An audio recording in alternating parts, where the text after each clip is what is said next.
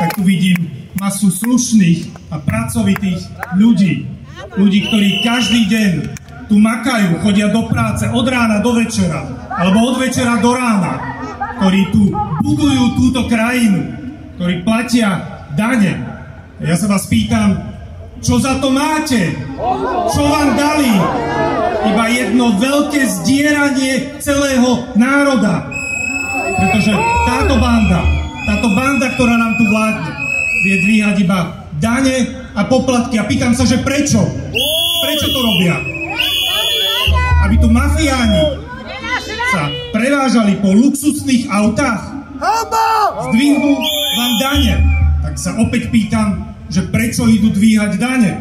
Aby Eštok tu mohol machrovať s 10 000 hodinkami na Formule 1.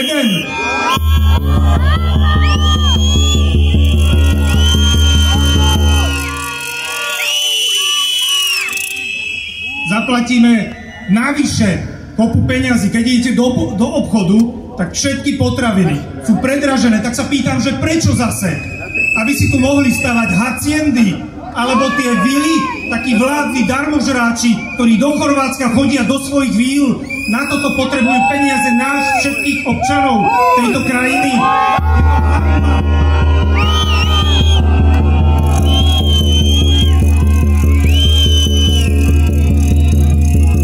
Dámy a páni, toto je skutočná tvár Ficovej vlády. Pretože nám tu vládnu normálne, že, a ja to aj poviem, že mafiáni, strihajú nás ako také ovce. Z ľudí si robia bankomaty a iba vyberajú peniaze, ktoré oni potom rozhadzujú.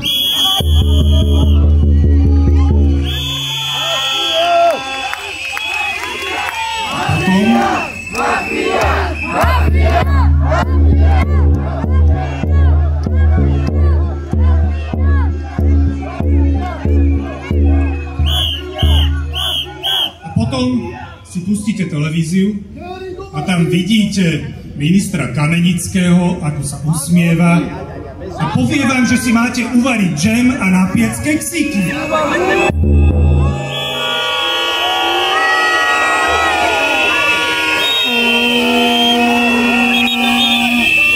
Keby tu stal on a videl by túto masu ľudí, tak by si tak povzdychol, to by bolo džemu navareného, lebo to je Lacko Kamenický.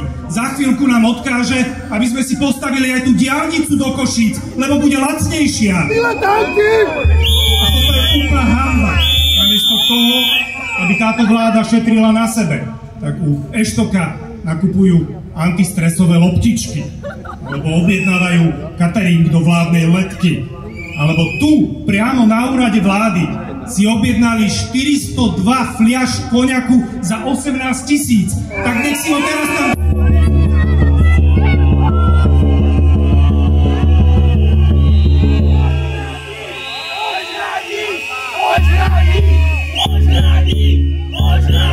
Viete čo? Ja keď vás vidím, tak normálne sa musím spýtať, že čo táto, a prepáčte mi, poviem to, čo táto banda robí so Slovenskom za ostatné obdobie. Veď to je úplne strašné. Veď my si to musíme uťahovať opasky.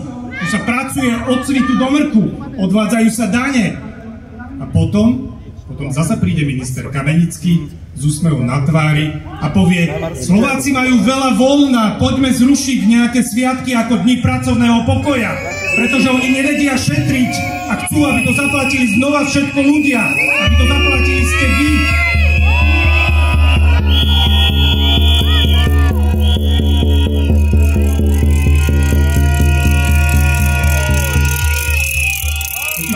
Ja si myslím, a vy to určite cítite tiež, že Ficová vláda chce, aby sme tu žili v chudobe, ako v Rusku alebo v nejakej Severnej Kóreji. Ale my chceme žiť na západe, do Ruska sa odsťahujte vy, pán Fico, a my sa vám zložíme na tú letenku.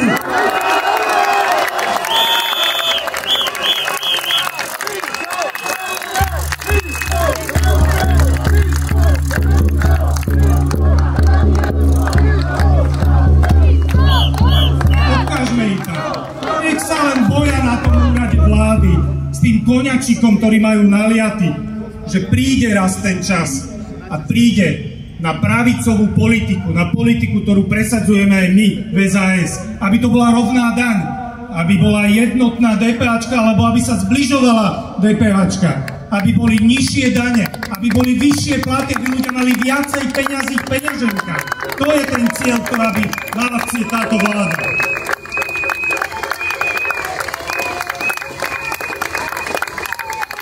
Ale viete, čo ma najviac nahnevalo? A už to tu odznelo. Že táto koalícia sa rozhodla zrušiť všetky symboly demokracie. Zrušili deň voľna na sviatok 17. novembra, pretože oni chcú, aby sme zabudli na sviatok boja proti slobode a demokracii.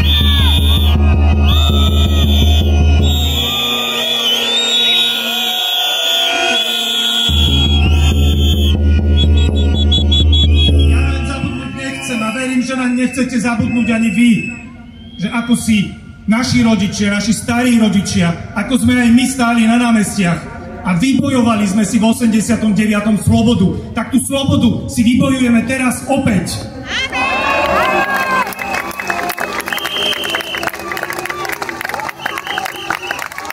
A ja to tu zopakujem. Dámy a páni, preto musíme na 17. novembra vyhlásiť generálny štrajk a musí celá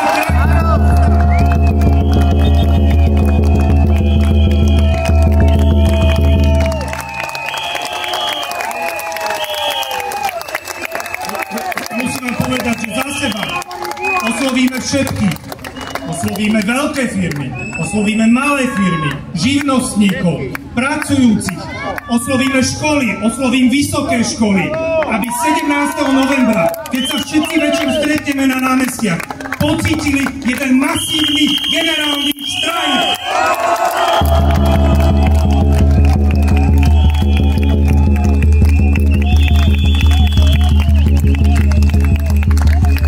Pretože jediné, čoho sa boja títo páni na úrade vlády, je vás a plných námestí.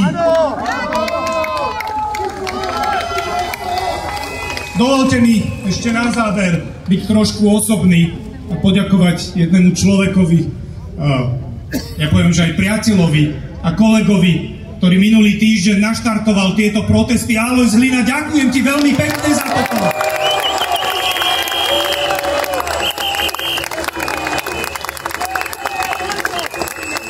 Vidíte, že dnes po tom proteste minulého týždňa sme tu všetky strany, pretože spolupráca je dôležitá, pretože Slovensko si nedáme, pretože budeme ukazovať, že držíme pokope, opäť držíme pokope celé Slovensko a všetci občania.